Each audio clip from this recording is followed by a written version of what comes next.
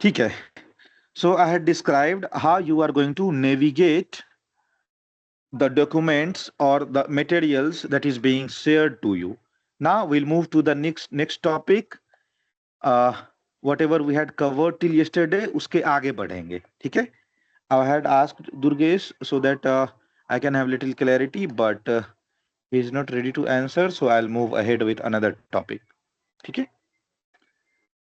Now, yesterday we have seen the definition of radio station. ठीक है. What is being Hi, good called evening, as sir. Hi Durgesh, good evening. Please go ahead. Sorry, sir. My name is Manohar Yadav. This is ID for my colleague. So by mistake, अच्छा you अच्छा are अच्छा. joining this ID. Okay, no problem, no problem. Please let me know, this is your very first class in the class availability, but have you seen Actually, the I recorded see your video, lectures? sir, on YouTube. I see your Uh, video on YouTube channel, sir, before. Recent one, So recent I one. completed recent one. Yes, in little bit I see, but not completed. ठीक है. ठीक है. सो जो मैंने कल पढ़ाया था 2-3 topic थे, एंड उससे पहले जो फर्स्ट डेमो लेक्चर था जहाँ पे आरटी का इंट्रोडक्शन दिया, वो दोनों वीडियो आप देखोगे तो आपके लिए बेटर रहेगा, because you are having little clarity about RT. Otherwise, please also let me know कि आपको RT का introduction, exam pattern ये सब पता है, और you will need little description over that. No, I have. I know, sir. Actually, ठीक. I attended two more attempts in IT, sir, like the Bombay and अच्छा, you Goa are side. already okay, you are already means you can say कि आपने already exam attend किया है. ठीक है. Yes, ठीक है. Done. So we'll move to the next topic. Otherwise, lectures are already there. Today is going to be last demo session. ठीक है. So if someone is really want to continue, then you need to confirm by end of today or before tomorrow. ठीक है. End of the day tomorrow. So that I can complete the syllabus on time. Otherwise, it will be very late for me also, and you guys also going to be suppressed in the last. आपको बहुत load पड़ेगा. So recorded lectures are always there. आप कल और उससे पहले के recorded lectures देख लेना. It will be very easy. So will move to the topic. ठीक है. That is known as readability check. ठीक है. Till yesterday I have explained very basic topic, definition of radio station, how to raise the station, and the rules of 4W, which are very basic, and readability skills we have seen till yesterday. Today we are going to see how to perform readability check. ठीक है.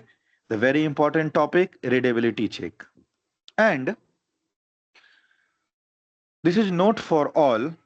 कल से आप लोग जब भी class join करोगे, doesn't matter which term you are joining the class, जैसे आप क्लास ज्वाइन करोगे, आपका सबसे पहला ड्यूटी रहेगा कि आप रीडेबिलिटी चेक करोगे विद मी. ठीक है. मैं आपके लिए एक सैंपल टावर या एक एटीसी का ऑफिस बन जाऊंगा. आप सबसे पहले अपना रीडेबिलिटी चेक करोगे. आज हम लोग देखेंगे कि रीडेबिलिटी चेक करना कैसे है. अदर देन दैट, आप अपने हिसाब से अपने अपने यूजर प्रोफाइल के लिए कोई भी एक रजिस्ट्रेशन या कॉल साइन अपने लिए चूज कर लो. ठीक है. अपने नाम के अकॉर्डिंग कोई सा भी एक कॉल साइन चूज कर लो, सो दैट जब आप रीडेबिलिटी चेक करोगे या फिर क्लास में जब कभी हम इंटरेक्ट करेंगे, जब भी हम मॉक प्रैक्टिस करेंगे, तो आपका कॉल साइन यूज करेंगे आपके साथ प्रैक्टिस के लिए. ठीक है. I am preferring to use the name in the class. नाम लेना अच्छा नहीं लगता है मुझे. So it will be very easy if you have choose one registration ID for you. नाम एडिट होता है टीम्स पे. आप अपने लिए कोई सा भी नाम एडिट कर लेना कल से, और आपका वो कॉल साइन रहेगा थ्रू आउट द क्लास. ठीक है. जब भी 1 महीने के लिए क्लास चलेगा, वही आपका कॉल साइन रहेगा, आपको उसी नाम से बुलाया जाएगा. Done. Before going to the readability check, today we are going to see hierarchy of ATC offices. Hierarchy मतलब होता है सीनियर टू जूनियर, कौन कौन से डिपार्टमेंट हमारे पास अवेलेबल है. However, in ATC कोई भी डिपार्टमेंट सीनियर या जूनियर नहीं होता है. Based on their load. ठीक है. उनके लोड के अकॉर्डिंग उनका काम डिस्ट्रीब्यूट होता है. तो कौन सा डिपार्टमेंट ऑफ ATC किस टाइप का लोड कैरी करता है, हम बस उसको देखेंगे. ठीक है. सो today we are going to see the departments under ATC. कौन सा डिपार्टमेंट है, उसको किस नाम से बुलाएंगे, और वो क्या क्या एरिया ऑफ वर्क देखेगा. ठीक है, so we are going to see that. Just have a look. यही लॉस है, मैं अपना नोट खुद ही इतने दिन बाद ओपन करता हूं कि मैं ही भूल जाता हूं. Just a second, let me go to that topic. Okay, so you can see, if this screen is clearly visible to all, then please do let me know. आपको दिख रहा है ये वाला स्क्रीन? Yes sir. ठीक है. Now देखो, जो हम लोग बोलते हैं एटीसी, इनके कुछ डिपार्टमेंट्स होते हैं और उनके डिपार्टमेंट वाइज इन लोगों का वर्क एलोकेट होता है.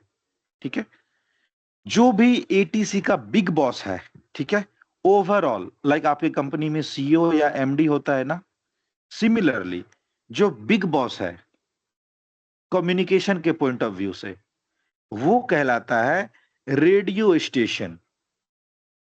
ठीक है, और इसको कम्युनिकेट करने के लिए हम वीएचएफ फ्रीक्वेंसी का यूज नहीं करते हैं, हम यूज करते हैं एचएफ फ्रीक्वेंसी का. तो हमारे इंडिया में 4 रेडियो स्टेशन हैं जो कि एचएफ फ्रीक्वेंसी पे काम करते हैं. दिल्ली, मुंबई, कोलकाता एंड चेन्नई. ठीक है, ये चारों के चारों radio station, Kolkata and Chennai, ये एचएफ फ्रीक्वेंसी पे काम करते हैं. जब कभी भी हम सपोज दिल्ली के रेडियो स्टेशन से बात करना चाहेंगे तो हम बोलेंगे Delhi radio, Mumbai radio, Kolkata radio या चेन्नई रेडियो. तो यह है बिग बॉस जो कि ओवरऑल नजर रखता है, बट ये डे टू डे कम्युनिकेशन में डायरेक्टली इन्वॉल्व नहीं होता है. ठीक है, तो ये हो गया एचएफ, इसको थोड़ा साइड ही रखना है. Now come to the departments which come on VHF frequencies. तो जो सबसे जूनियर लेवल का, मींस जो सबसे लो रिस्क वाला जॉब देखता है, that is known as apron control. Suppose किसी एयरपोर्ट पे 3-4 एप्रॉन है. ठीक है, और एक एप्रॉन दूसरे एप्रॉन के साथ क्लियरली विजिबल नहीं है, means it is tough for one single unit to look out over all apron. चारों पांचों एप्रॉन को देखने के लिए एक किसी एटीसी ऑफिस के लिए मुश्किल हो रहा है. तो वो क्या करेगा, एप्रॉन कंट्रोल बना देगा कि एप्रॉन कंट्रोल 1 जो रहेगा वो एप्रॉन नंबर 2 या 3 को मॉनिटर करेगा, नंबर 2 जो रहेगा वो नंबर 3 या नंबर 4 एंड नंबर 5 एप्रॉन को मॉनिटर करेगा. मींस एक ग्राउंड पे जितने भी टाइप के मूवमेंट होते हैं व्हीकल्स के, उसको मॉनिटर करेगा कि कौन सा एयरक्राफ्ट किस स्टैंड पे खड़ा है, और सपोज अगर इसको टेक ऑफ के लिए या डिपार्चर के लिए बाहर जाना है तो किस रास्ते के थ्रू ये एप्रॉन को छोड़ेगा, किस रास्ते के थ्रू ये रनवे तक पहुंचेगा. ये सब एप्रॉन का मूवमेंट देखता है एप्रॉन कंट्रोल. ठीक है, तो मुंबई एयरपोर्ट पे अगर एटीसी में एप्रॉन कंट्रोल डिपार्टमेंट है तो उसका कॉल साइन कहलाता है एप्रॉन. तो अगर हम मुंबई एप्रॉन से बात करना चाहेंगे तो हम बोलेंगे मुंबई एप्रॉन. दिल्ली में अगर एप्रॉन ऑफिस से बात करना चाहेंगे तो बोलेंगे Delhi apron, Chennai apron, Kolkata apron. हालांकि एप्रॉन कंट्रोल ऑफिस आपको सारे एयरपोर्ट्स पे नहीं मिलेंगे. Depends on the size of an aerodrome apron control office बनाए जाते हैं. ठीक है, दूसरा आता है सरफेस मूवमेंट कंट्रोल, या फिर इसको बोलते हैं ground controller, SMC, surface movement control, ground controller. ठीक है, जो काम एप्रॉन लार्ज एयरपोर्ट्स के लिए करता है ना, छोटे एयरपोर्ट्स के केस में ग्राउंड कंट्रोलर्स ये काम देख लेता है. बेसिकली ग्राउंड और एप्रॉन ये दोनों क्या करते हैं, जो आपके एयरक्राफ्ट का पार्किंग बे होता है, जो पार्किंग स्टैंड होता है, उस पे नजर रखते हैं कि जो अपकमिंग या आउटगोइंग एयरक्राफ्ट है कब कैसे किस स्टैंड पे जाके पार्क करेगा, आपस में कोलिजन नहीं हो, सब लोग सेपरेटली स्मूथली मूव करे with in the apron, with in the parking stand. ये देखता है ग्राउंड. ठीक है, तो सबसे छोटा ऑफिस एप्रॉन, उसके बाद ग्राउंड। तो अगर हमको मुंबई एयरपोर्ट के ग्राउंड कंट्रोलर से बात करना है तो हम लोग बोलेंगे Mumbai ground, Delhi ground, Kolkata ground, like that. फिर आता है टावर। आपको ग्राउंड या एप्रॉन कहीं मिले ना मिले, टावर आपको हर एक एरोड्रोम पे मिलेगा, अगर वो एरोड्रोम कंट्रोल्ड एरोड्रोम है। अब आप बोलोगे कंट्रोल्ड एरोड्रोम क्या होता है? एरोड्रोम या एयरपोर्ट्स में कंट्रोल्ड एरोड्रोम और अनकंट्रोल्ड या नॉन कंट्रोल्ड एरोड्रोम होते हैं। जिस भी एयरपोर्ट पे अगर एटीसी का मॉनिटरिंग अवेलेबल है, जिस भी एरोड्रोम पे या जिस भी हेलीपैड्स पे अगर एटीसी ऑफिस अवेलेबल है तो वो कहलाता है कंट्रोल्ड एरोड्रोम। अगर एटीसी का ऑफिस अवेलेबल नहीं है तो वो कहलाता है अनकंट्रोल्ड एरोड्रोम। तो अनकंट्रोल्ड एरोड्रोम को भी कोई ना कोई एटीसी मॉनिटर करेगा, लेकिन वो नियर बाय एटीसी हो सकता है। ठीक है, फॉर एन एग्जाम्पल, कर्नाटका में एक सिटी है बेल्लारी। ठीक है, बेल्लारी। इस बेल्लारी सिटी में दो एयरपोर्ट हैं। ठीक है, एक एयरपोर्ट है जो कि रिमोट लोकेशन पे है, थोड़ा सिटी से ज्यादा दूर है, और एक एयरपोर्ट उसी मेन सिटी में आता है। एक एयरपोर्ट पे एटीसी का डायरेक्ट मॉनिटरिंग नहीं है, उस एयरपोर्ट पे कोई भी एटीसी नहीं है, और दूसरे एयरपोर्ट पे एटीसी अवेलेबल है। तो एक जो एयरपोर्ट पे एटीसी अवेलेबल है, ये क्या करता है, अपना प्लस इस एयरपोर्ट को भी मॉनिटर करता है। क्योंकि वहां पे ऑपरेशन बहुत कम है, तो कोई आसपास के एरोड्रोम का एटीसी अपने नियर बाय एटीसी को भी मॉनिटर कर सकता है और करता है। मैं क्लियर ऑन दिस टॉपिक? अगर आपका एरोड्रोम छोटा है, ऑपरेशन पॉइंट ऑफ व्यू से बहुत कम एयरक्राफ्ट उतरते हैं, तो जरूरी नहीं है कि आप अपने एयरपोर्ट पे एटीसी बिठाओ। एटीसी बिठाओगे खर्चा लगेगा। ठीक है, तो सिर्फ आप रनवे बना दो, पार्किंग एरिया बना दो, एयरपोर्ट यूज करो, वहां पे एटीसी मॉनिटर करेगा आसपास के किसी बड़े एयरपोर्ट का ATC. Am I clear on this topic to all? Yes sir. ठीक है। सो अगर हम टावर, ठीक है, बेंगलोर एयरपोर्ट के टावर से बात करना चाहते हैं तो हम लोग बोलेंगे बेंगलोर टावर, इस टाइप से। Mumbai tower, Delhi tower. Basically जो भी एटीसी ऑफिस का नाम होता है और जिस भी एयरपोर्ट पे वो एटीसी ऑफिस अवेलेबल है, उन दोनों को साथ करके हम कॉल साइन बनाते हैं। ठीक है, तो जो हम W1 यूज करते हैं ना, हुम आर यू कॉलिंग, आप किसको कॉल करना चाहते हो? I want to call Mumbai tower, तो मुंबई टावर। ठीक है, दिल्ली टावर तो Delhi tower. I want to call Delhi ground तो दिल्ली ग्राउंड। इस टाइप से हम लोग बोलते हैं। Next one is approach control. ठीक है, तो टावर हमने देखा, टावर क्या करेगा, रनवे पे आने वाले लैंडिंग या टेक ऑफ वाले एयरक्राफ्ट, रनवे के आसपास आने वाले एयरक्राफ्ट, या फिर अगर एरोड्रोम छोटा है, ऑपरेशन बहुत कम होता है, तो टावर रनवे के साथ साथ एप्रोन के एक्टिविटी को भी कंट्रोल कर लेगा। दो चार एयरक्राफ्ट है ही, तो क्यों उतना खर्चा बढ़ाना, इसको ले जाके टावर ही मॉनिटर कर लेगा कि कौन सा एयरक्राफ्ट एप्रोन पे जाके कहाँ पार्क होगा, और एप्रोन के अंदर का भी मूवमेंट या मॉनिटरिंग टावर ही कंट्रोल कर लेगा। तो बेसिकली टावर आपको हर एक एयरपोर्ट पे मिल जाएगा। नेक्स्ट आता है अप्रोच कंट्रोल। अप्रोच कंट्रोल क्या होता है कि जब आप किसी एरोड्रोम के टर्मिनल मूवमेंट एरिया में पहुंच जाते हो, या फिर रनवे को छोड़ के इनिशियल टेक ऑफ या क्लाइंबिंग फेज में पहुंच जाते हो, या फिर आप कहीं से फ्लाई करते हुए आ रहे हो, आपको इंस्ट्रक्शन चाहिए कि कैसे इस एयरपोर्ट पे मैं लैंड करूं, तो उस केस में आपका हेल्प करेगा अप्रोच, कि कैसे आप इस एयरपोर्ट पे अप्रोच करो। ठीक है, सो अप्रोच कंट्रोल जो है उसका भी कॉल साइन है अप्रोच, तो हम लोग बोलेंगे Mumbai approach, Delhi approach, Kolkata approach. ठीक है, उसके बाद आता है एचओडी ऑफ वीएचएफ कम्युनिकेशन। ठीक है, हेड ऑफ डिपार्टमेंट। पूरे वीएचएफ कम्युनिकेशन का हेड ऑफ डिपार्टमेंट है एसीसी, एरिया कंट्रोल सेंटर। ये एरिया कंट्रोल सेंटर पूरे नियर बाय एयरपोर्ट्स के आसपास या दो तीन एयरपोर्ट मिला के ओवरऑल कंट्रोल रखेगा कि इन दो तीन एयरपोर्ट्स के बीच में कौन सा एयरक्राफ्ट किधर फ्लाई कर रहा है, सब पे नजर रखेगा, within the airport and after the airport as well. कि जैसे दिल्ली के पास कंट्रोल ऑफिस है, तो दिल्ली कंट्रोल क्या करेगा, दिल्ली के साथ साथ पूरा नॉर्थ रीजन, ठीक है, लाइक नोएडा, चंडीगढ़ या फिर लखनऊ, इन 4-5 एयरपोर्ट्स के पूरे एयर स्पेस पे नजर रखेगा। दिल्ली कंट्रोल पूरा का पूरा एरिया कंट्रोल करेगा, ठीक है। तो कौन सा ऑफिस क्या काम करेगा, that we are going to see very specifically in our next topics, जब भी हम आगे पढ़ेंगे। बट अभी के लिए मैं आपको यही समझाना चाहता हूं कि एटीसी के डिपार्टमेंट्स कितने हैं, उनका नाम क्या क्या है, और उनको बुलाया कैसे जाएगा, how I will call those departments, ठीक है। So if there is a radio, will say Mumbai radio. If there is apron, will say Mumbai Ephron.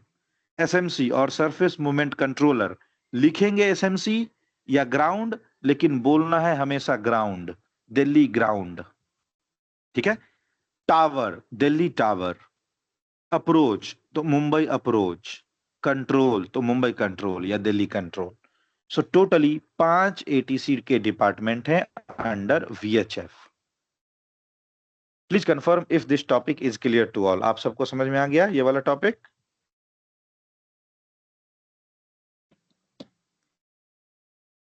Yes, sir. ठीक है। सो अगली बार से मैं आपको बोलूं कि मुंबई टावर, तो आप ये मत कंफ्यूज होना कि वाह ये मुंबई टावर क्यों बोला गया। मुंबई क्योंकि उस एयरपोर्ट का नाम है, और उस एयरपोर्ट का एटीसी का कौन सा डिपार्टमेंट, तो टावर, तो मुंबई टावर। अगर मैं बोलूं मुंबई ग्राउंड, तो आपको समझना चाहिए ये ग्राउंड जो है ये एटीसी का ही एक डिपार्टमेंट है, और वो मुंबई एयरपोर्ट पे लोकेटेड है, इसलिए उसको बोलते हैं Mumbai ground. Clear? So this is the hierarchy for ATC officers. Shall I move to One the minute. topic?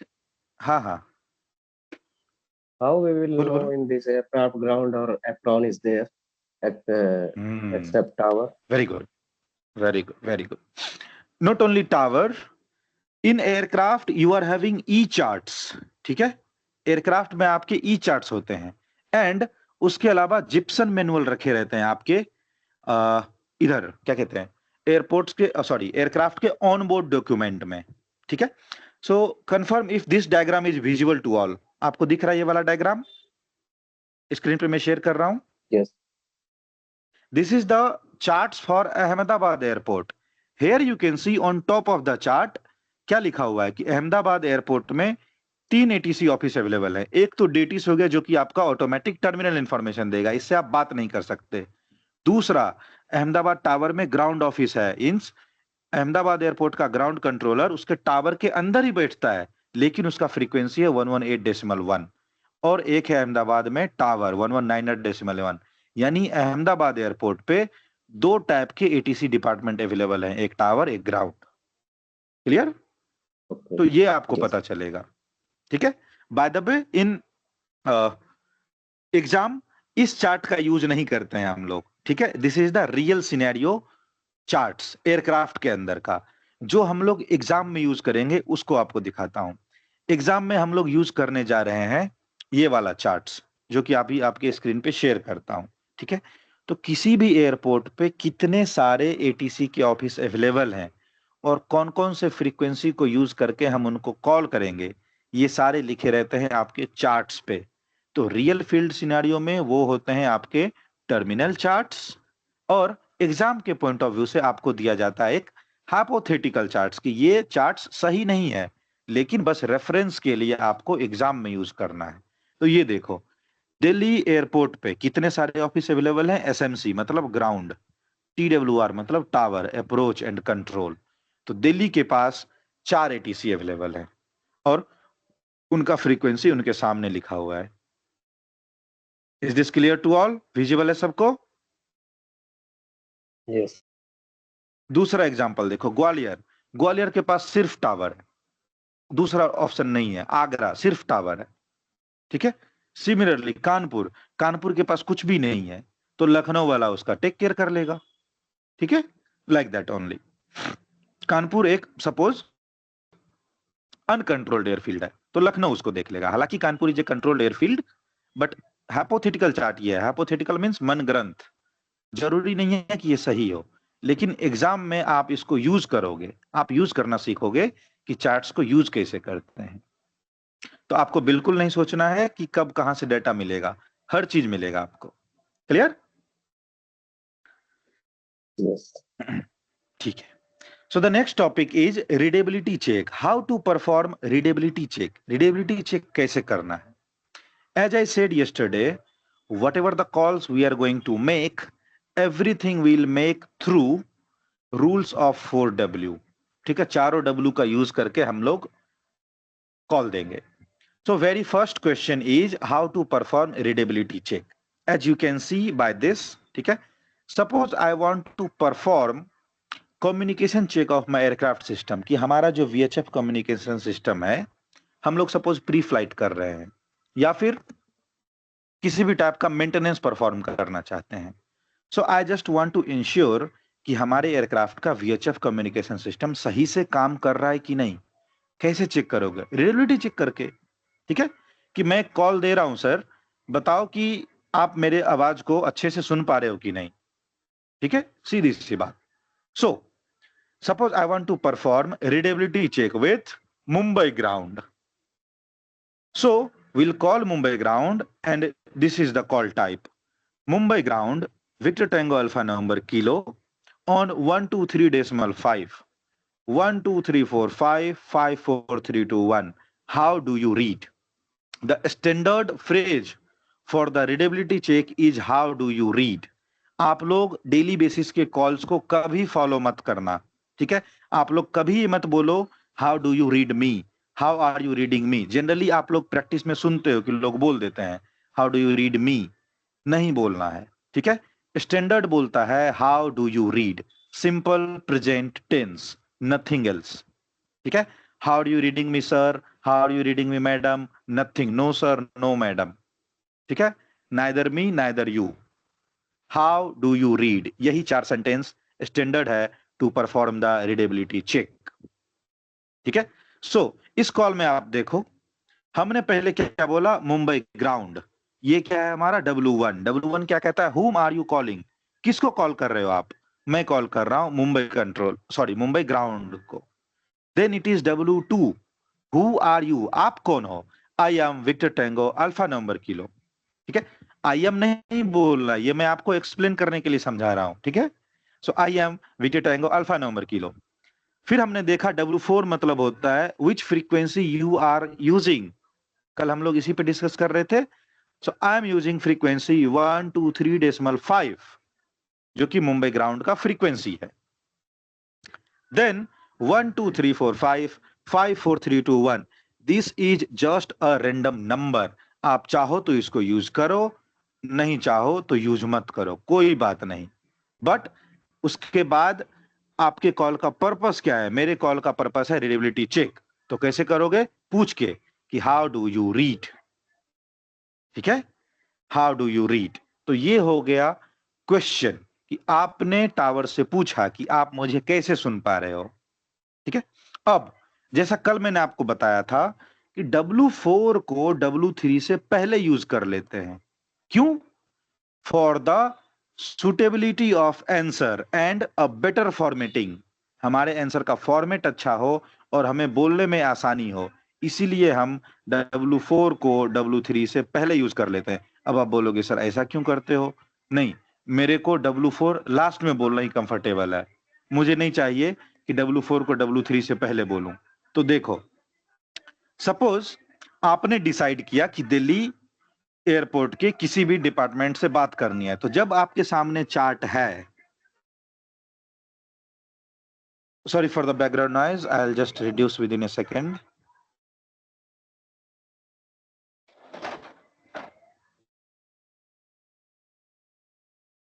ठीक है, सो आई वाज सेइंग कि हमने डिसाइड किया कि दिल्ली के टावर से बात करना है, तो हमको दिख गया यहीं पे कि फ्रीक्वेंसी भी बगल में ही लिखा हुआ है।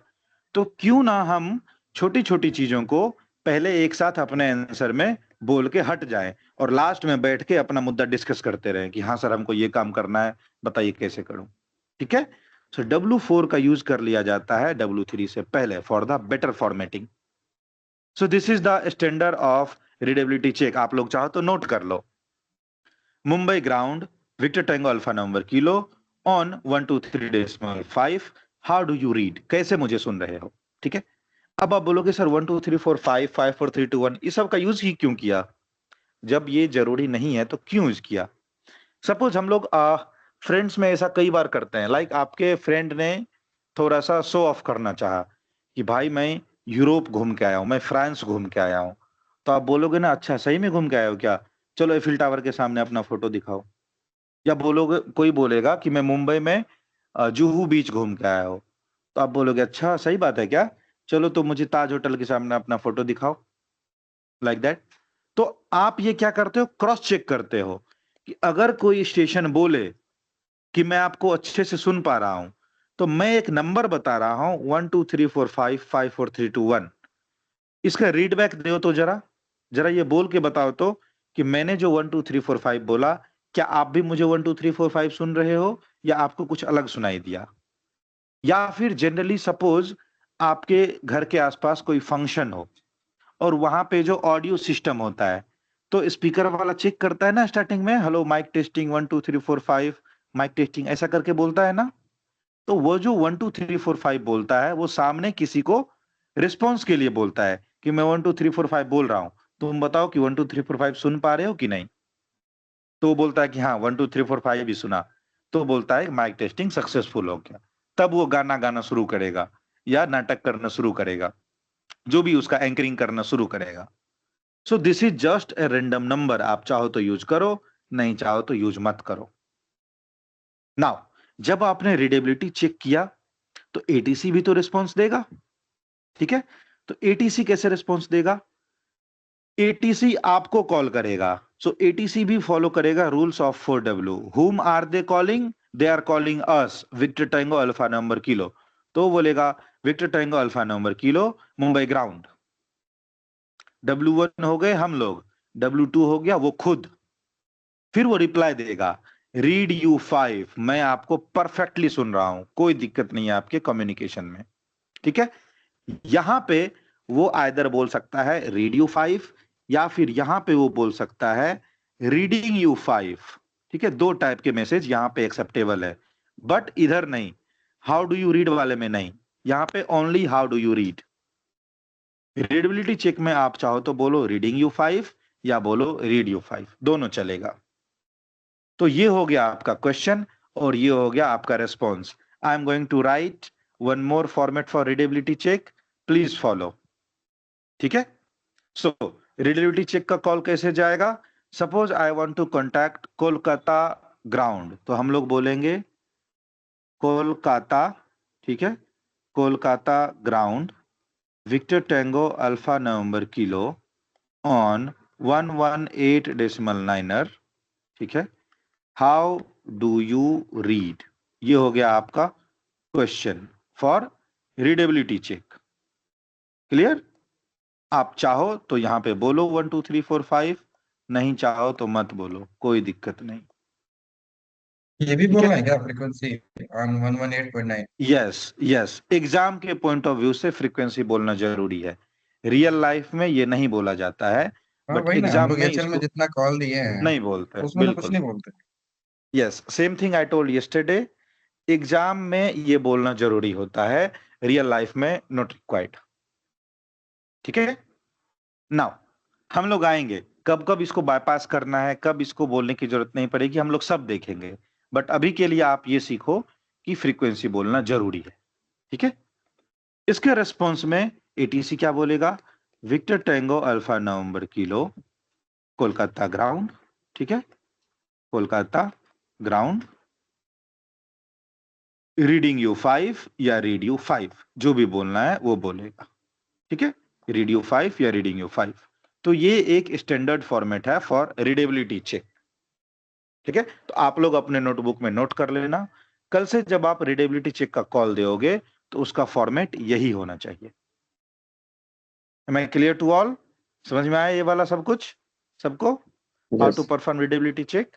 तो कल से आप अपना एक रैंडम कॉल साइल रखना, जिसको भी जो रखना है, ठीक है। तो आप अपने हिसाब से रैंडम कॉल साइन रख लेना और अपना कॉल साइन आप याद रखो, ठीक है। मेरे लिए मैं कल बता दूंगा, या मैं भी अपना नाम एडिट कर लूंगा, किसी एयरपोर्ट का कोई सा भी एटीसी ऑफिस में बन जाऊंगा और आपको रीडेबिलिटी चेक करना है as a mandatory practices always, ठीक है। इसमें किसी भी बाईपास का सॉल्यूशन नहीं है, आपको डेली रीडेबिलिटी चेक करना है मेरे क्लास में, ठीक है। Because through the readability check only I am going to introduce many of the topic जो कि आपको समझ में आएगा और आप लोगों के भी बोलने की प्रैक्टिस बढ़ेगी। तो रीडेबिलिटी चेक करना है बिना शर्माए बिना लजाए, ठीक है। ऐसा बिल्कुल नहीं सोचना है कि बोलने में कैसा लगेगा, अभी ऐसा लग जाएगा तो एग्जाम में क्या ही हाल होगा, ठीक है। तो बिल्कुल शर्माना नहीं है, इन दोनों चीजों को आप फॉलो करो, ठीक है। तो कल से हम लोग देखेंगे how to perform readability check. The moment you will join the class you are going to do that, ठीक है। No if but, clear to all? Yes. Okay, so now I'm going to see Clear. the next topic for today. Today we are going to see aeronautical phonetics and reading techniques. आज हम लोग lecture 3 का आधा देख लेते हैं, ठीक है ना। अच्छा, एक आप लोगों सेकंड। ने, हाँ हाँ, जैसे अगर ग्राउंड अवेलेबल नहीं है तो हम लोग डायरेक्ट टावर से रीड कर सकते हैं ना, टॉक कर सकते हैं ना, यस यस यस, रीडेबिलिटी, वो सब मैं बताऊंगा, बट बिल्कुल बिल्कुल। अप्रोच के साथ नहीं। अप्रोच के साथ नहीं, टावर हर एक एयरपोर्ट पे रहेगा ही रहेगा, अप्रोच नहीं रह सकता है, टावर रहेगा, ठीक है। तो टावर हर एक एयरपोर्ट पे रहेगा ही रहेगा अगर वो कंट्रोल्ड एरोड्रोम है तो, ठीक है। तो टावर से डायरेक्ट डील करेंगे हर चीज के मामले में, ठीक है। अप्रोच इससे सीनियर है, जब ट्रैफिक ज्यादा होता है ना तब अप्रोच ऑफिस रहता है। तो अगर ग्राउंड नहीं है, एप्रोन नहीं है, तो कौन काम आएगा? टावर, मास्टर क्लास, ठीक है। कुछ भी हुआ आंख मूंद के टावर को कॉल करो, ठीक है। ओके। नाउ अभी जब हम लोग बोलते हैं मुंबई ग्राउंड या मुंबई अप्रोच या मुंबई टावर, ठीक है, तो आप चाहो तो लिखो मुंबई ग्राउंड ऐसा, या फिर आप लिखो मुंबई GND शॉर्टकट में ग्राउंड, या फिर आप लिखो मुंबई SMC, लेकिन बोलना है हमेशा मुंबई ग्राउंड, ठीक है। आप लिखो मुंबई टावर TWR, लेकिन बोलना है टावर। आप लिखो APP मुंबई APP, लेकिन बोलना है मुंबई अप्रोच। आप लिखो Mumbai ACC area control centre, लेकिन बोलना है मुंबई कंट्रोल। क्लियर? तो शॉर्टकट लिख सकते हो, शॉर्टकट बोल नहीं सकते, ठीक है, टावर के केस में, सॉरी ATCs के केस में, ठीक है। हालांकि हम लोग इसको भी आगे देखेंगे कि मुंबई आपको पूरा का पूरा मुंबई ऐसा नहीं लिखना पड़ेगा, इसके भी शॉर्टकट्स अवेलेबल है, ठीक है। आप चाहो तो इसका VOR का कोड लिख दो या इसका इको लोकेशन डेजिग्नेटर का कोड लिख दो, ये हम लोग जब नेक्स्ट टॉपिक पढ़ेंगे तब देखेंगे। डन? सो बोलना है हमेशा फुल फॉर्म में, लिख सकते हो SMC, बोलना है ग्राउंड, ठीक है। So will move to the next topic and that is aeronautical phonetics. आप सबने कॉलेज के टाइम पे ये चीज पढ़ा ही होगा, कोई ना कोई तो पढ़ा ही देता है फॉर द बेसिक क्यूरियोसिटी। जैसा हम लोग बोलते हैं ना, A से अल्फा, B से bravo, C charlie, D delta, इस टाइप की चीजें आप लोगों ने कभी ना कभी तो जरूर पढ़ा होगा, right, throughout your aviation career, even if you are in college, ठीक है। तो उसी को स्टैंडर्ड में, इंटरनेशनल स्टैंडर्ड में बोला जाता है एरोनॉटिकल फोनेटिक्स, ठीक है। That is phonetics aeronautical standard के पॉइंट ऑफ व्यू से, और नॉट ओनली एरोनॉटिकल, इस वाले स्टैंडर्ड को बहुत सारे कम्युनिकेशन में यूज किया जाता है। क्यों? ताकि कोई कंफ्यूज नहीं हो। सपोज मैं बोल रहा हूं बी फॉर बॉल, लेकिन आप उसको समझ पा रहे होगे P, आप उसको समझ रहे हो D, आप समझ सकते हो T, मेरे बोलने के एक्सेंट से आप कंफ्यूज हो सकते हो। So why to get confuse over that? Why don't we say Bravo instead of saying B के बदले ब्रेवो क्यों नहीं बोलूं? एंड नॉट ओनली एरोनॉटिकल, ठीक है। I was in 2017, it was my very first interaction, ठीक है, in 2017 I was calling to the Google, ठीक है, I was calling to the Google call representative and that call went to USA. उस time I was like kid only, I was in college life. So that time I had seen, I had called to USA, that call directly mailed to USA. तो जब मैं उनसे बात कर रहा था, that time I had a very first interaction, ठीक है। या फिर आप लोगों ने कभी कभी फील किया होगा कि जब आप कस्टमर केयर को अपना कोई एड्रेस लिखाते हो या ईमेल लिखाते हो तो आपको हिंट देगा कि P for Patna, M for Manali, C for ऐसा करके चंडीगढ़, इस टाइप से आपको बताता है ताकि वो लेटर के बीच में कंफ्यूज नहीं हो। वो समझना चाहता है कि आपने जो पी बोला, इज दैट पी पटना वाला पी या आप बी बोल रहे हो। अगर आप बी बोल रहे हो तो बोलेगा sir B for Bangalore, am I right? तो आप बोलोगे हाँ, ठीक है। So when I was calling to USA I had to give my email. उस टाइम पे मेरा पहला इंटरेक्शन था कि हर एक अल्फाबेट को उसने किसी ना किसी सिटी नेम के साथ रिप्लेस किया ताकि वो ईमेल लिखने में कंफ्यूज नहीं हो। सिमिलरली इन कम्युनिकेशन, जब हम कोई भी शॉर्टकट, लेटर कोड, ये सब ट्रांसमिट करते हैं तो कंफ्यूज नहीं करना है क्योंकि आपके बोलने का तरीका अलग अलग हो सकता है। तो हमारे कम्युनिकेशन में किसी भी टाइप का कंफ्यूजन नहीं हो, इसके लिए फुल फॉर्म इंट्रोड्यूस किया गया बाय द इकाओ, ठीक है। सो इसको बोलते हैं एरोनॉटिकल फोनेटिक्स और ये यूज करता है इंग्लिश अल्फाबेट्स के लेटर। इंग्लिश अल्फाबेट में कितने letter? 26 letters, A to Z. So here A stands for alpha, B से ब्रेवो, C से चार्ली, D से डेल्टा, E से एको, F से foxtrot, G golf, H hotel, I India, J Juliet, K kilo, L Lima, M mic, N November, O Oscar, P पापा, Q Quebec, R Romeo, S Sierra, T tango, U uniform, V Victor, W whiskey, X x ray, Y Yankee and Z Zulu. ये वाला अगर आप search करोगे आपको Google पे भी easily मिल जाएगा, ठीक है। तो A से Z पूरे अल्फाबेट को हम इन सारे वर्डिंग्स के साथ ट्रांसमिट करते हैं, ठीक है। और ए से लेके जेड तक जैसा आप इंडियन एक्सेंट में बोलते हो आप वैसा बोलो, कोई प्रॉब्लम नहीं। ये वाला फुल फॉर्म आपको बस एक बार याद करने की जरूरत है, इसमें बहुत ज्यादा कंफ्यूजन आपको नहीं होगा, ठीक है। बट दो चार अल्फाबेट ऐसे हैं जिस पे आपको ध्यान देने की जरूरत है, उसको आप नॉर्मल ट्रांसमिट मत करो, उसके ट्रांसमिशन का एक एक्सेंट है, उसी प्रॉपर एक्सेंट को फॉलो करो। क्या? जैसे आप अगर बोलते हो ई, तो कुछ लोग इसको बोल सकते हैं ई को, राइट।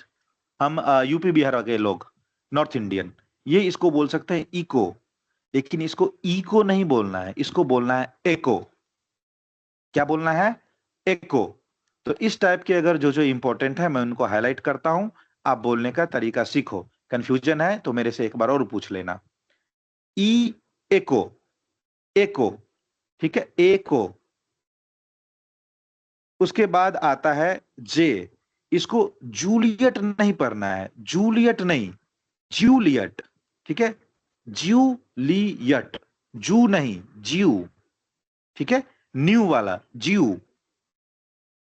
फिर आता है एल, लीमा, ठीक है, पूरा लीमा, लिमा नहीं, ठीक है। हम लोग क्या करते हैं, suppose my name is Ankit, so I will tell Ankit, ठीक है। And if my name is Manish, तो हम लोग बोलेंगे double E. So if there is double E will explore the E, Manish, but if there is I will say Manish. तो LIMA, इसको lima नहीं पढ़ना है, विल से लीमा, ठीक है। फिर इंपॉर्टेंट आता है क्यू, ठीक है, इसको क्यूबेक नहीं पढ़ना है, इसको पढ़ना है कीबेक, ठीक है, कीबेक, नॉट क्यूबेक। एस, इसको कुछ लोग पढ़ते हैं सीरा, सीरा नहीं, ठीक है, सीरा नहीं, इसको पढ़ना है सिएरा, ठीक है, Sierra. Then everything is okay, ठीक है। तो ये 4-5 है जहां पे आपको ध्यान देना है। सिएरा, कीबेक, लीमा, जूलियट एंड एको। बाकी सब आप जिस हिसाब से पढ़ते हो पढ़ो, कोई बात नहीं। Am I clear to all? समझ में आया? Yes. However, if you want to go with proper accent, कि जैसा यूएसए का इंग्लिश बोलता है अगर हमको वैसे बोलना है, तो आप ये एक्सट्रैक्टेड वर्जन पे थोड़ा पढ़ो।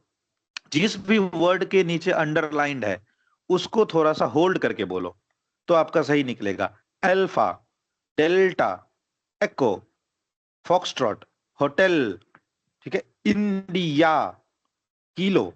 तो जिस जिस के नीचे अंडरलाइन है उसको थोड़ा सा अपने माउथ में होल्ड करना है, रुक के बोलना है, तो परफेक्ट ट्रांसमिट कर पाओगे। लेकिन उतना कौन देखता है, अपना इंडियन एक्सेंट बेस्ट है, ठीक है। एग्जामिनर को भी समझ में नहीं आएगा इतना परफेक्ट आप बोल दोगे तो 4-5 लेटर कोड है, उस पे ध्यान दो। एको, जूलियट, कीबेक, सियरा एंड लीमा, ठीक है। तो इन सब पे ध्यान दो, बाकी सारा काम चल जाएगा। तो ये था इंग्लिश के अल्फाबेट लेटर कोड्स के। फिर आते हैं reading technique of numbers. Numbers को कैसे पढ़ना है, डिजिट्स, ठीक है, not numbers, digits by the way. तो 0 to 9 जो डिजिट्स हैं इनको कैसे पढ़ना है, नथिंग स्पेशल। आप 0 से 1 जैसा इंग्लिश ग्रामर में पढ़ते हो सिंपल वैसा पढ़ दो, बस एक लेटर पे ध्यान रखना है, 9। 9 को 9 नहीं पढ़ना है, 9 को पढ़ना है नाइनर, ठीक है। बाकी सब जैसा है वैसा पढ़ दो, ठीक है। अब किसी भी डॉक्यूमेंट में WUN इसको देख के कंफ्यूज मत होना कि उन पढ़ना है, नहीं, उन नहीं। अगर आप साउथ अफ्रीका के लोगों को, ठीक है, and some of the Middle East like Saudi Arabia, UAE, इन सब कंट्री के लोगों को अगर आप ये दे दोगे ना पढ़ने के लिए, तो वो इसको पढ़ देंगे ओने, ठीक है। अगर आप ये लिख दो ONE तो उसको पढ़ देंगे ओने। तो हम लोगों को इंटरनेशनल स्टैंडर्ड बनाना है, तो उनके हेल्प के लिए हमने ये लिखा है WUN, वन, ठीक है। तो पढ़ा जाता है इसको वन, कभी भी इसको उन नहीं पढ़ना है, ठीक है।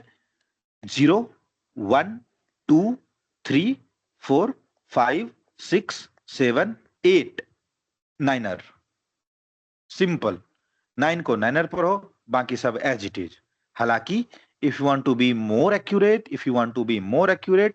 तो 3 को पढ़ो 3 एंड 5 को पढ़ो 5।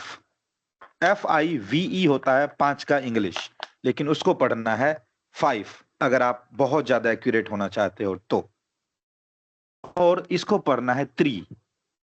Suppose some people belongs to South India and his name is Sumit, तो नॉर्थ के लोग तो सुमित लिखेंगे SUMIT, बट साउथ के लोग लिखेंगे SUMITH, बोलेंगे सुमित लेकिन लिखेंगे था सुमित। एक्चुअल ट्रांसमिशन यही होता है, TH को भी त पढ़ा जाता है, तो THREE वो होता है एक्चुअल में डेफिनेशन ऑफ 3, लेकिन उसको पढ़ना है 3, ठीक है। ट्री, पेड़ वाला नहीं, त्र, ठीक है, त्रिकोण वाला। If people belongs to North India इसको पढ़ना है 3, ठीक है। So hope I am clear to alphabets and number as well. समझ में आया सबको? यस। ठीक है, moving to the next. Alphabet हमने देख लिया, डिजिट्स के पढ़ने की टेक्निक देख ली। अब सपोज कोई फ्रीक्वेंसी है 118.5, या फिर हम लोग कोई सा मूवी इधर आसपास लॉन्च होता है ना, क्या रहता है मूवी, एक अक्षय कुमार का मूवी आया था रोबोट 2.0, इस टाइप से आया था ना कोई मूवी, तो हम लोग उसको बोलते हैं रोबोट 2.0।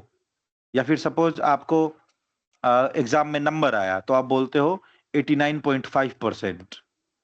तो हम लोगों ने डेसिमल को पॉइंट बोलना शुरू कर दिया, हालांकि मैथमेटिक्स कभी भी उसको पॉइंट नहीं बोलता है, मैथमेटिक्स उसको डेसिमल ही बोलता है। So if it is 8.5, the actual transmission shall be 8.5. Point नहीं बोलना है, ठीक है? तो डेसिमल बोलना है, 118.9 121.5. पॉइंट नहीं बोलना है। एक्चुअल मैथमेटिक्स पे वापस चले जाएंगे, डेसिमल बोलेंगे। उसके बाद हमारे पास नंबर सिस्टम होता है ना, हम लोग काउंट करते हैं 10th, 100, 1000, 10,000, लाख, 10 लाख, करोड़, अरब, इस टाइप से हम लोग इंडियन में काउंट करते हैं। इंटरनेशनल स्टैंडर्ड में, यूएस में lakh, sorry, 1000, million, billion, trillion, इस टाइप से काउंट करते हैं। सिमिलरली आरटी में आपको 100 और 1000 का नंबर सिस्टम दिया गया है, ठीक है? इससे ज्यादा की काउंटिंग आरटी में नहीं होती है, ठीक है? 100 और 1000 ही है। अगर आपको लिख दिया 9 लाख, तो 9 लाख नहीं पढ़ना है आरटी में। तो आप बोलोगे पढ़ेंगे क्या? आरटी का नंबर सिस्टम 1000 से ऊपर जाता ही नहीं है। अगर लिख दिया 9 लाख, तो 9 लाख कैसे पढ़ेंगे आरटी में? सबसे पहले तो इतना कभी लिखेगा ही नहीं किसी भी कम्युनिकेशन में। बट बाय द वे अगर लिख दिया तो क्या करेंगे? 9 लाख को 9 लाख नहीं पढ़ना है, हम इसको हर एक लेटर को इंडिविजुअली अलग अलग पढ़ देंगे। 9er 00000, ठीक है? 5 बार 0 बोल देंगे अगर कभी लिखा तो। हालांकि ऐसा नहीं लिखेगा कभी, हम लोग थाउजेंड्स पे जाकर ही खत्म कर देते हैं। आगे पढ़ेंगे कि इसका यूज कब आना है, ठीक है? एंड हमने डिजिट में तो पढ़ लिया 1 2 3 4 5 9er तक, बट सपोज अगर लिखा हुआ आ गया 12, 14, 15, तो नंबर सिस्टम में तो हमको बताया ही नहीं कि 12 पढ़ना है, क्योंकि डायरेक्ट 100 दे दिया, 1000 दे दिया, और डेसिमल है। तो 12 को कभी भी 12 नहीं पढ़ना है आरटी में, ना ही 15 को 15 पढ़ना है, ना ही 14 को 14 पढ़ना है, अलग अलग पढ़ना है। मींस हम नंबर ट्रांसमिट नहीं करते हैं आरटी में। आपको जनरल लाइफ में दिखेंगे, क्योंकि रूल से डेविएट होता है हमारे, हम इंडियंस की आदत है रूल्स को डिसोबे करना, ठीक है? टू बी वेरी फ्रैंक, ऐसा नहीं है कि मैं इंडिया के ऊपर कोई रिमार्क दे रहा हूं, that you can feel from your inside. आप अपने अंदर फील करोगे इस चीज को। रूल्स तोड़ने में हमें बहुत मजा आता है। अगर हम कोई सा रूल बाईपास कर पाए तो हम अपने आप में बहुत प्राउड फील करते हैं कि सिग्नल रेड था, हम फिर भी आगे चल दिए, ठीक है? हेलमेट नहीं पहन के हम सिटी घूम के आए हैं, बहुत बड़ा काम कर लिया। बिना लाइसेंस के हम बाइक चला रहे हैं। तो इस सब टाइप के लोगों को बहुत मजा आता है इंडिया में। तो आप देखते होगे कि लोग बोल देते हैं 30, 40, 60, लेकिन नहीं बोलना है। इसको बोलना है 12, इसको बोलना है 14, 15, 60, 40, 30, ठीक है? इस टाइप से बोलना है। तो अगर कभी नंबर लिखा हुआ मिल जाए तो हर एक डिजिट को अलग अलग पढ़ दो। M I clear?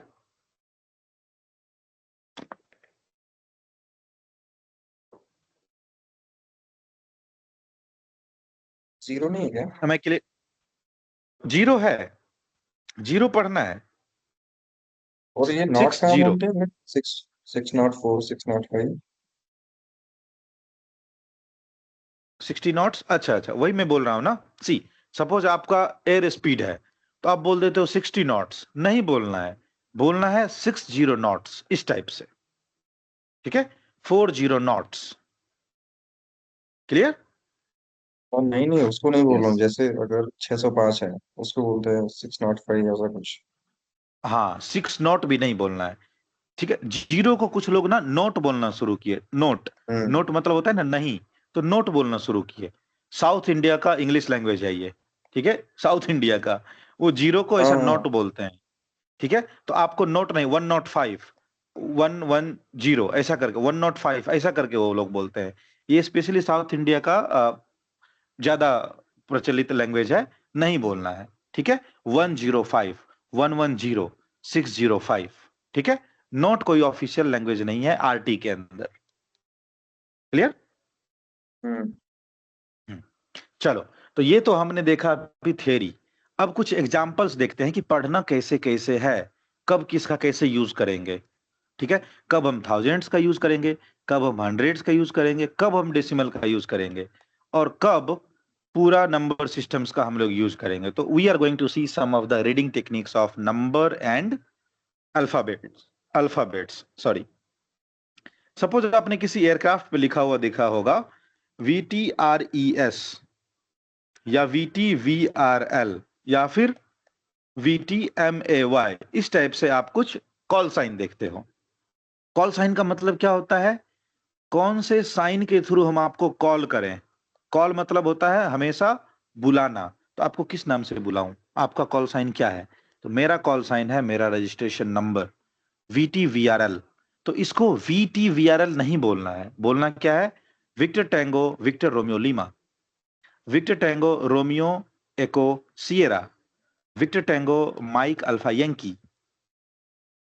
Clear? So this is how we are going to use alphabets. Now come on the numbers. हम लोग फ्लाइट लेवल को ट्रांसमिट करना चाहते हैं कि हम लोग 18,000 फीट पे फ्लाइट कर रहे हैं और ATC को बोलना है कि my current altitude is 18,000 feet. So who is going to tell me if it is flight level 180, then what is my current altitude in thousands? किस अल्टीट्यूड पे फ्लाई कर रहे हैं? 18,000। 18,000 फीट। ठीक है, अभी आप 18 बोल लो, हालांकि नहीं बोलना है, मैं बताऊंगा अभी। ठीक है, फ्लाइट लेवल 250 क्या रहेगा altitude? 25,000। 25,000 feet. Okay Jagbandhu, is this topic clear to you? You know how to convert flight level into altitude?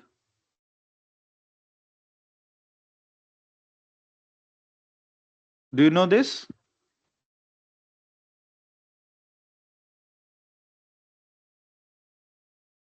Mr. Jagbandhu, am I audible? Because you are a college fresher, that's why I'm asking to you. Are you available? चलो कोई बात नहीं, ठीक है। अच्छा चलो मैं explain कर ही देता हूं, किसी के रिकॉर्डिंग में हेल्प हो जाएगा। If it is written as flight level 250, so nothing to do, simply multiply it by 100, whatever the number will come, this will be the 25,000 feet, this will be the current altitude. Flight level 180 means flight level 18,000 feet, multiply it by 100, it will come 18,000. ठीक है, so when we need to say flight level, so we'll say flight level 180, we will not say 180, ठीक है, we will not say 180, नहीं, हम लोग simply बोलेंगे flight level 180। ठीक है, अलग अलग नंबर ट्रांसमिट करना हमेशा सेफर रहता है। ठीक है, हमेशा सेफ, जहां नंबर दिखे सारे डिजिट को अलग अलग बोल दो। हमारे एयरक्राफ्ट का हेडिंग, हमारे एयरक्राफ्ट का डायरेक्शन, हेडिंग 180। विंड्स का स्पीड और विंड्स का डायरेक्शन ट्रांसमिट करना है, विंड्स 200 डिग्रीज 25 नॉट्स। ठीक है, यानी विंड्स का स्पीड है 25 नॉट्स और विंड्स का डायरेक्शन है 200 डिग्रीज। ठीक है, एयर स्पीड या winds direction, again winds 160 degrees 18 knots, gusting 30 knots. ठीक है, मतलब विंड्स का डायरेक्शन है 160 डिग्री, 18 नॉट्स के स्पीड से ये सामने की तरफ फ्लो कर रहा है और इसमें गस्ट भी है, मतलब साइड विंड भी है, विंड शेयर भी है। कितने का? 30 नॉट्स का। यानी आप इस जगह पे अगर जहाज उड़ाओगे तो आपका जहाज थोड़ा थोड़ा इधर खिसकेगा क्योंकि साइड से कोई धकेल रहा है। ठीक है, तो हर नंबर को अलग अलग पढ़ना है। Gusting 30 knots, 18 knots, 160 degree. फिर आपके स्क्वाक कोड्स आएंगे, ट्रांसपोंडर कोड्स आएंगे, 4 डिजिट के लेटर रहेंगे, इसको अलग अलग पढ़ना है। स्क्वाक 2400, ठीक है, स्क्वाक 4859 सॉरी 4859 3452। ठीक है, तो इस चीज को आपको प्रैक्टिस में लाना है। सिर्फ 9 को 9 बोलना है, बाकी सबको एज इट इज पढ़ो और अलग अलग नंबर को अलग अलग पढ़ो, that will be very better हमेशा। ठीक है। नंबर्स ट्रांसमिट करना मना है, ना 18 बोलना है, ना 12 बोलना है, ना 13 बोलना है, 1 2 3 2 5 2। अब पढ़ेंगे the use of hundreds and thousands, ठीक है। हालांकि अगेन आइल से अलग अलग नंबर पढ़ना हमेशा सेफर है to avoid any chance of confusion. तो सपोज हमको अपना अल्टीट्यूड ट्रांसमिट करना है, ठीक है, और हम QNH पूछते हैं generally when we do perform pressurisation testing on an aircraft. So QNH transmit करना है 1010, ठीक है, QNH 1010 1013 1018 इस टाइप से। Done. And suppose I am flying eight 800 feet, तो 100 तो हमको पढ़ाया गया था कि आप 100 का यूज कर सकते हो, तो आप बोल सकते हो करंट अल्टीट्यूड 800 फीट, या फिर अगर आप ये भी बोलते हो कि करंट अल्टीट्यूड 800, दोनों सही है, अलग अलग पढ़ना हमेशा सही। या फिर अगर आप चाहते हो कि 100 का यूज करें, अगर कुछ प्रिविलेज दिया है तो क्यों ना यूज किया जाए, तो फ्लाइंग 800 फीट चलेगा। फिर 1000 का भी यूज देखेंगे, 3400 फीट है, ठीक है, तो इसको हम 3400 नहीं बोलेंगे, क्यों? क्योंकि 3400 मना किया गया है, 34 बोलना मना किया गया है। तो क्या बोलेंगे? 3400 फीट। 1000 परमिटेबल है तो 3400, 3400, 1800, 1200, लाइक दिस। फिर अगला आ गया 12000 फीट, 12000 फीट। तो 12 तो बोलना मना किया गया है, 12 नहीं बोल सकते। क्या बोल सकते? 12000 फीट, ठीक है, 12000, नॉट 12। फिर 100 और 1000 को मिक्स कर दो, 18900 फीट है, ठीक है, 18900 फीट। तो क्या बोलेंगे? 18900 फीट। बेसिकली नंबर्स को कलेक्ट करके नहीं बोलना है, नंबर्स को अलग अलग बोलना है। और अगर कहीं पे 1000 सेट हो रहा है तो यूज कर लो, 100 सेट हो रहा है तो यूज कर लो। अगर ये वाला प्रिविलेज आपको प्रैक्टिस करना मुश्किल लग रहा है, बात ही बंद कर दो, सीधा सीधा हर एक लेटर को अलग अलग पढ़ देना है। 18900, ठीक है, 12000, वेरी सिंपल। या फिर इसको फ्लाइट लेवल में कन्वर्ट करके flight level 120, very simple. Clear? Flight level 189, इस टाइप से बोल देना है। तो ये है अल्टीमीटर सेटिंग और उसके reading. Now when we are going to see the visibility results, aviation में विजिबिलिटी का यूनिट होता है in metres. Visibility 800 metres, 700 metres, ठीक है, तो आप उसको 100,000 का यूज करके बोल सकते हो, विजिबिलिटी 1000 मीटर्स, ठीक है। अगर आप 1000 भी बोलोगे ना, वो समझ जाएगा कि ये मीटर्स में ही बोल रहा है। Visibility 1500, 1500 metres. फिर runway visual range 600, runway visual range 1700। तो जब कभी भी विजिबिलिटी का यूज करना हो, RVR का यूज करना हो, that is runway visual range, वहां पे भी आप थाउजेंड्स एंड हंड्रेड्स का यूज कर सकते हो in reading method. Now will come to the decimal section. Decimal में कुछ नहीं, सबसे ज्यादा इंपॉर्टेंट है कि पॉइंट नहीं बोलना है, लोग वहीं कंफ्यूज हो जाते हैं कई बार, ठीक है। तो इफ इट इज फ्रीक्वेंसी 118.0, हाँ बोलो बोलो। ये विजिबिलिटी वाला बोला ये तो। ओके, विजिबिलिटी वाला है, यस।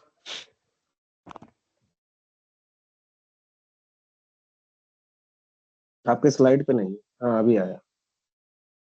ये जो विजिबिलिटी वाला है 1000, तो इसको इस वे में नहीं बात बोल सकते हैं वहां पे, जैसे आप लिखा है विजिबिलिटी 1000, तो इसको ऐसे हाँ, वन पढ़ो, 100 पढ़ो, रीड कर यस, सकते हैं वर्क, 1000। बिल्कुल बिल्कुल बिल्कुल, ठीक है। अलग अलग पढ़ना ऑलवेज वर्क्स, ठीक है। बट बी स्मार्ट, अगर कुछ प्रिविलेज दिया है एंड आपको वो चीज पता है, why don't we use it, ठीक है, क्यों नहीं उसका यूज कर लिया जाए।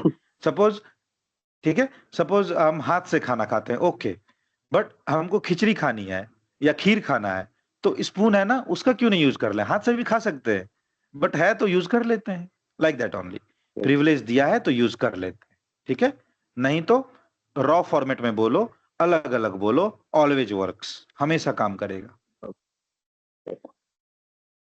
Now reading techniques of decimal, ठीक है। सो हम लोगों ने पहले भी पढ़ा था कि जब डेसिमल के बाद बहुत ज्यादा डेसिमल आने शुरू हो जाते हैं तो हम लोग 3 डिजिट तक का रैंड ऑफ फिगर लेते हैं, बाकी सबको इग्नोर कर देते हैं।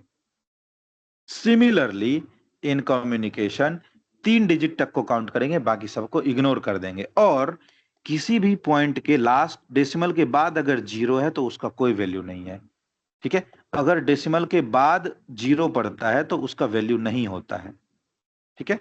तो लास्ट के 0 का वैल्यू नहीं होता है, ये हमेशा रहेगा 118.5 बोल लो या 118 बोल लो, इसका वैल्यू यही रहेगा। आपको सपोज मैंने एक अमाउंट दिया 90 रुपीज 20 पैसा, तो आप चाहो तो बोल दो 90.2, चलेगा, इस 0 का कोई वैल्यू नहीं है, ठीक है। सिमिलरली अगर लास्ट में 000 है तो उसका कोई वैल्यू नहीं है, आपको सिर्फ एक 0 पढ़ना है, लास्ट के 2 कंसेक्यूटिव 0 को आप इग्नोर कर सकते हो। अगर फ्रीक्वेंसी ऐसा लिखा हुआ है 118.000, तो क्यों एनॉय करना है खुद को 000 बोल के, ठीक है। सिंपली बोलेंगे 118.0। नेक्स्ट 119.005, अगर लास्ट में पहले 0 है और उसके बाद कोई डिजिट आता है तो ये वैल्यू रखता है, इसको पढ़ना पड़ेगा 119.005। नेक्स्ट 118.1, क्लियर, लास्ट के 2 डिजिट इग्नोर कर दो, 118.1। नेक्स्ट 119.010 या फिर 119.01, ये भी चलेगा, क्लियर। बेसिकली डेसिमल पे ध्यान रखो, बाकी सब कुछ नॉर्मल है। Then transmission technique of time. Aviation में जब आप टाइम चेक करते हो, जब आप टाइम का क्रॉस चेक करते हो, so it is recommended, suppose अभी बज रहे हैं 10:19, ठीक है, तो इट इज रिकमेंडेड कि will use 24 hours clock time, हमेशा 24 आवर्स का। एंड जब आप टाइम चेक देते हो ना, तो उस टाइम पे आवर्स को आप इग्नोर कर सकते हो, खाली मिनट्स बोल के भी आप टाइम ट्रांसमिट कर सकते हो। You can simply say the time is 19 minutes, ATC अपने आप समझ जाएगा कि 10:19 हैं, करंट आवर्स से सब मैच करवाता है। ये एक थ्योरी है जो कि प्रैक्टिकल फील्ड में बिल्कुल नहीं दिखता है, कोई यूज नहीं करता है, ठीक है। तो अगर टाइम हो रहे हैं 9:20, तो आप बोलोगे द टाइम इज 20 मिनट्स, चलेगा। या फिर अगर आपको इतना झंझट नहीं पालना है, आप सिंपल बोलो द टाइम इज 09 और 20, हर एक को अलग अलग पढ़ दो, ठीक है। द टाइम इज 1643, ठीक है। अभी 22:20 हो रहे हैं, द टाइम इज 2220, ठीक है। कुछ लोग इसको एंड के तरह भी यूज कर दें, द टाइम इज 22 and 20, ये भी चलता है। द टाइम इज 22 and 21, ये भी चलेगा, ठीक है। तो 24 आवर्स क्लॉक टाइम, हर एक डिजिट को अलग अलग। जनरली सेकेंड्स को इग्नोर करते हैं इन एविएशन, बट अगर वो सेकेंड एक एब्सोल्यूट हाफ है, 30 सेकेंड्स है, तो उसको कंसीडर कर लेते हैं। बाकी 15 सेकेंड है, 20 सेकेंड है, 45 सेकेंड है, इग्नोर मार दो, कोई दिक्कत नहीं, ठीक है। बट अगर वो एब्सोल्यूट हाफ है तो उसको कंसीडर करेंगे। The time is 1443 and half, या फिर इसी को आप ऐसे भी बोल सकते हो, the time is 43 minutes and half। Hours को इग्नोर करने का प्रोविजन है, लेकिन प्रैक्टिकल फील्ड में बिल्कुल नहीं दिखता है, तो हम भी रिस्क नहीं लेंगे, सीधा जितना बज रहा है वही बोल देंगे, the time is 22 and 21। Clear, clear to all. Clear. Runway, हाँ, रनवे का डेजिग्नेटर होता है, रनवे पे कुछ ना कुछ नंबर लिखे रहते हैं। एक मूवी ये भी आई थी रनवे 34 करके, अजय देवगन की कुछ, तो उसको रनवे 34 नहीं पढ़ना है। क्यों? क्योंकि नंबर तो पढ़ना मना किया गया है। तो क्या पढ़ेंगे? रनवे 34, ठीक है, रनवे 34। एक क्वेश्चन आता है हमेशा, who have given the previous attempt he might know. एक क्वेश्चन है, give the time check without stating the numbers, ऐसा बोलता है क्वेश्चन में, और उस क्वेश्चन का आंसर है the time on the hours. अब इसका आंसर ये क्यों है, ये या तो डब्ल्यूपीसी जानता होगा या भगवान जानते हैं। मुझे आज तक इसका सॉल्यूशन नहीं मिला। अगर आप लोगों को पता चले तो मुझे भी बताना। ना मुझे पता चला, ना मेरे किसी नोन को पता चला। जितने भी मैं आसपास जानता हूं कोई नहीं बता पाया। बट ये क्वेश्चन डब्ल्यूपीसी में पूछता है। क्वेश्चन रहेगा करंट टाइम इज 14, इस टाइप से, provide time check without stating the number, तो आपका आंसर रहेगा the time on the hours, बस। ठीक है, तो जब हम लोग प्रैक्टिस करेंगे ये आपको दिखेगा। अभी बस मैं आपको समझा रहा हूं कि इस टाइप का एक ऑड क्वेश्चन आता है। ठीक है, उसके बाद हम लोग दो टर्म समझते हैं। ठीक है, अगर आपको बोला जाता है ना कि नजर रखो, सावधान रहो, ठीक है, या फिर आसपास वॉच आउट, मतलब देखो, तो उस केस में एविएशन में हम लोग बोलते हैं लुक आउट। ठीक है, लुक आउट योर विसिनिटी, मतलब आसपास देखो। लुक आउट का मतलब है होता है व्यू ओवर, आसपास देखो, सर्वे करो, इंस्पेक्ट करो, वॉच आउट, सतर्क रहो। ठीक है, जैसे मान लो कि आप मेंटेनेंस करने जाते हो, तो वहां पे बोलता है ना keep a look out of wires, कि वायर्स के पे नजर रखना, कि ऐसा नहीं आपके आईडी कार्ड के हुक में वायर फंस जाए, आपके रैंप जैकेट के पॉकेट में वायर का कोई सा क्लैंप फंस जाए। तो लुक आउट मीन्स नजर रखो। ठीक है, and something is hold short. Hold short का मतलब होता है दूरी बना के रखो। ठीक है, सपोज हमको यहां तक का एक वायर लेना था, हमने काट के लाया, तो हम लोग काट के सपोज आधा लाया, तो हम लोग बोलते हैं ना वायर शॉर्ट पड़ गया, मतलब कम पड़ गया, छोटा पड़ गया, पीछे रह गया। सिमिलरली अगर बोला जाए होल्ड शॉर्ट, मतलब कीप अ डिस्टेंस, पहले रुको, कीप अवे ऑफ स्टॉप, उससे दूरी बना के रखो। ठीक है, हम लोग जेब्रा क्रॉसिंग जो क्रॉस करते हैं ना, तो जनरली जब आप बाइक रोकते हो तो आप क्या करते हो, ये जो जेब्रा क्रॉसिंग बनाया रहता है इसी के ऊपर अपना बाइक रोक देते हो। आपका गाड़ी का आगे वाला व्हील जेब्रा क्रॉसिंग पे रहता है। बट रूल क्या है, hold short of the marking, marking से पीछे रहो। ठीक है, इसके ऊपर नहीं चढ़ो। Hold short of the marking मतलब मार्किंग से पीछे, मार्किंग से डिस्टेंस बना के रहो, मार्किंग से दूर रहो। तो होल्ड शॉर्ट मतलब पहले रुको, पीछे रुको। लुक आउट मीन्स नजर बना के रखो। Am I clear to this, everyone? Yes, sir. ठीक है, so these are the things regarding aeronautical phonetics and their transmission technique, कि बोलना कैसे है, पढ़ना कैसे है। And as I always said कि मैं हमेशा लेक्चर प्लान फॉलो करूंगा, चाहे आपको अच्छा लगे बुरा लगे। एंड आई ऑलवेज सजेस्ट कि आप भी लेक्चर प्लान फॉलो करो, बहुत ज्यादा इंपॉर्टेंट है। तो आज तक हमने कितने टॉपिक पढ़ लिए? ये सब पढ़ लिए, लेक्चर 3 का आधा, नॉट लेक्चर 3 का आधा। हमने एक और टॉपिक पढ़ लिया, एटीसी का ऑफिस हायरार्की, जूनियर से सीनियर। ठीक है, apron, ground, tower, approach and control. तो ये सब टॉपिक हमने पढ़ लिया अभी तक, राइट? कल हम लोग देखेंगे एरोड्रोम एंड इट्स पार्ट। ठीक है, कल हम लोग देखेंगे एरोड्रोम एंड इट्स पार्ट। अभी आज भर हमने डेमो का मौका दिया है सबको। ठीक है, तो इतना लोड नहीं देना है कि सामने वाला कल को अगर ज्वाइन करे तो उसको लगे कि आधा तो आपने पढ़ा ही दिया, अब मैं पढ़ूं क्या। ठीक है, तो कल हम लोग देखेंगे aerodrome and it's part, definitions of all the parts of aerodrome and the lights which are available on an airport. Suppose you are a college student, suppose you are working on a helipad, you are working in planning department, quality department, you don't know, आपने आज तक airport देखा ही नहीं है, but RT में तो उसका use होगा।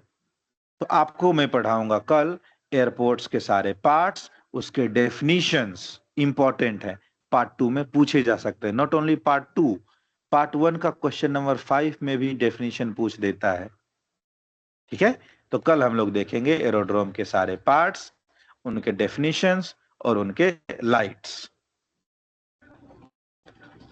ठीक है, am I clear on this? कल हम लोग ये देखेंगे। ठीक है, फिर परसों हम लोग Okay. अपने नॉर्मल टॉपिक नॉर्मल स्पीड से आगे बढ़ेंगे। ठीक है, is this screen visible to all? ये वाला स्क्रीन शेयर हो रहा है सबको? Yes, sir. Yes. ठीक है, तो कल हम लोग देखेंगे रनवे सॉरी एयरपोर्ट्स और उसके पार्ट। हाउएवर आज मैं आधा घंटा पहले क्लास छोड़ रहा हूँ। ठीक है, 11 बजे तक का मैंने टाइम आप लोगों से मांगा है, डेली 2 आवर्स। तो आप क्या करो, अपने साइड से एरोनॉटिकल फोनेटिक्स जो मैंने पढ़ाया उसको अच्छे से समझ लो। ठीक है, A to Z और 1 to 9 एक बार बोल बोल के प्रैक्टिस करो। एंड और ज्यादा खाली टाइम मिले, पढ़ने का मन करे, तो खुद से गूगल पे ये वाला अवेलेबल है, आप देखो कि, या फिर आप खुद में एनालाइज करो कि आप एयरपोर्ट के अंदर कितने सारे पार्ट्स को जानते हो, आपको कौन कौन सा एरिया पता है एयरपोर्ट्स का, उसके डेफिनेशन ढूंढने की कोशिश करो। तो आप अगर थोड़ा खुद से पढ़ के आओगे, थोड़ा मैं पढ़ा दूंगा, आपका वो प्रोफाइल वो वाला टॉपिक स्ट्रांग हो जाएगा। ठीक है, तो आप लोग पढ़ो। उसके अलावा आई सजेस्ट कि everyone pay the fees and take the admission so that I can share the study material to you guys through Drive link। और आप लोग कल से अपना पढ़ाई कंटिन्यू कर दो, बिकॉज एग्जाम्स आर इम्पोर्टेंट। ठीक है, अपकमिंग सेशंस में क्या होगा नहीं होगा कोई नहीं देख आया है, तो चेन्नई सेशन को सब लोग अच्छे से अटेम्प्ट करो पढ़ लिख के, so that it will be yours. ठीक है, so that's all for today। we'll start continue classes from tomorrow and I'll suggest please get the admission and take the admission notes to you। ठीक है, मैं drive link पे share कर दूंगा। Done.